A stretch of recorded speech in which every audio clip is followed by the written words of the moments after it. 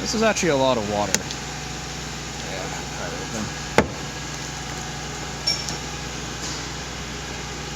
There we go. If you ever get one of these RXs with the rear doors that fill up with water, it's a relatively easy fix. First of all, when you have the trim panel attached like this, grab a pick tool, push down the top of the clip to release it, open up the lower molding, pull these out. Let's see, more just come straight out. Oh man, look at that.